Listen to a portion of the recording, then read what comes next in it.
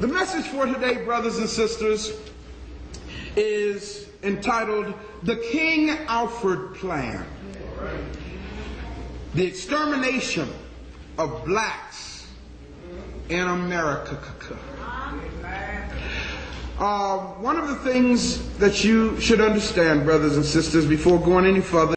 Back during slavery, when black people like me talked to the slaves, they didn't kill him. They'd send some old house Negro along behind him to undo what he said. You have to read the history of slavery to understand this. There were two kinds of Negroes. There was that old house Negro and the field Negro. And the house Negro always looked out for his master. When the field Negroes got too much out of line, he held them back in check. He put them back on the plantation. I want you to, prepare your psyche. Now, this message is not a spiritual one. This message is not a churchianity kind of thing. This message today is to let you know what's going on in our socio-political environment. Does everybody understand me? So kind of gear your head up for that, all right? And understand that I'm going to share some information with you in this message that's very disturbing. I'm telling you now. It's not meant to depress you. It's meant to make you aware. It's not meant to make you walk out of here feeling like there's no hope. It's meant to make you walk out of here saying, I got to get busy in informing my brothers and sisters what's really going on, so that we can prepare ourselves for what is coming. The information that I'm going to share with you, personally, I have researched it along with many of my colleagues, and we found a lot of this information in the United States Library of Congress. A lot of this information has finally been declassified after being held away from the masses, or kept back from the masses after many years. Because of the satanic, evil, and clandestine objectives contained in this program called the King Alfred Plan, it is imperative, it's necessary that those people whom God has called to be watchmen and watchwomen on the wall alert the people.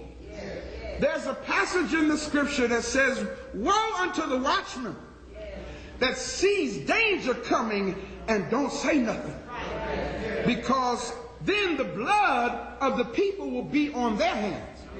But when the watchman on the wall proclaims and cries loud and spares not and lifts up their voice, as the scripture says, as a trumpet in Zion, to show the people what's happening, if the people still fall for it, then the blood is off of the watchman's hands. So today, as the watchman on the wall, it's my duty to inform y'all of some stuff that you might not know about.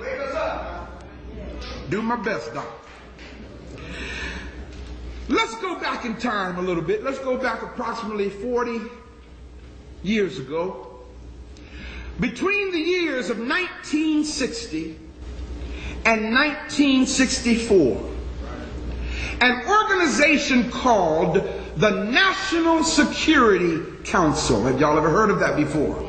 I know you have, because we talk about national security memorandums. Well, the National Security Council developed a government program called the King Alfred Plan. This program actually details the arrest, detention, encampment, and extermination of the black and Hispanic or Latino population of this country.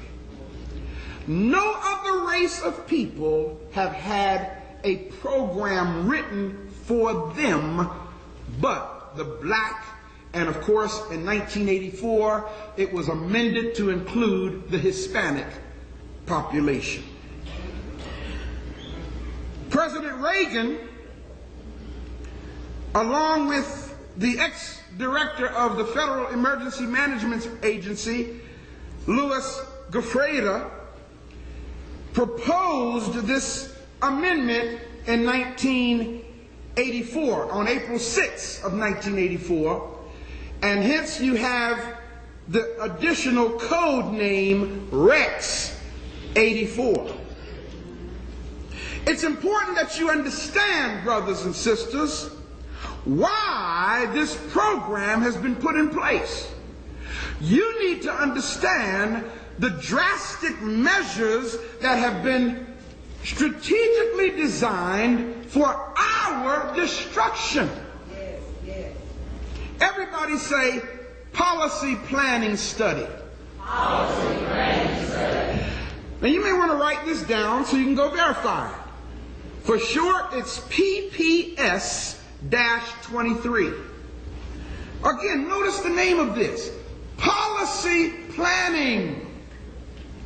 Policy planning study number 23. This took place, brothers and sisters, in February of 1948. I wasn't even born then. February of 1948, a man by the name of George Kennan, Kennon, of the State Department planning staff reported, and I quote him, he said, "The United States must devise a pattern of relationships which will permit them to maintain 50% of the world's wealth, while only having 6% of the world's population." Yes, yes. You've heard me talk about national security memorandums. Well, there's another memorandum that I hadn't told y'all about. It's called National Security Memorandum 200. Now, we talked about 46, which says blacks must never be allowed to unite in this country. Well, National Security Memorandum 200, write it down, go look it up. National Security Memorandum 200 was written in 1975. Brothers and sisters, I'm not talking about stuff that just happened within the last few years.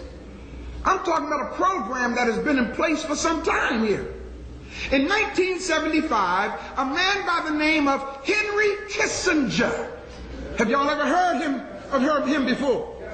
Yeah, he's been kind of recently in the news. In fact, he's one of Bush's boys. Henry Kissinger stated, and I quote him in National Security Memorandum, he says, quote, "A reduction of the rate of population is a matter of vital United States security, since the United States will require large and increasing amounts of materials from abroad, especially from LDCs. LDC is acronym for less developed countries. And of course, LDCs, you know where they call that? India, Africa. That's where they say the less developed countries are. So they're saying that they will take the materials from the LDCs. It goes on to say, and I quote him, "That fact gives the United States enhanced interest in the political, economic, and social stability of these supplying countries. Wherever," and check out what he says, "wherever a lessening of population can increase the prospects of such stability, population policy becomes relevant to sources supplied and to the economic interests of the United States." You want to know who the terrorist is in this world? the United States government. They have been for some time, brothers and sisters. Ex-President James Earl Carter, y'all call him Jimmy Carter, fanned the flames of this program when he issued a directive to Congress on May 23rd, 1977. President Carter ordered that a 3-year study on how to reduce the world's population be implemented. This program or study was called Global 2000, the report to the president. I quote from the Global 2000 report. Here's what it says, quote, that there will be zero population growth for the whites on earth by the year 2000. Did y'all hear what I said? Their study said if we don't do something, there will be zero population growth for white folk by the year 2000.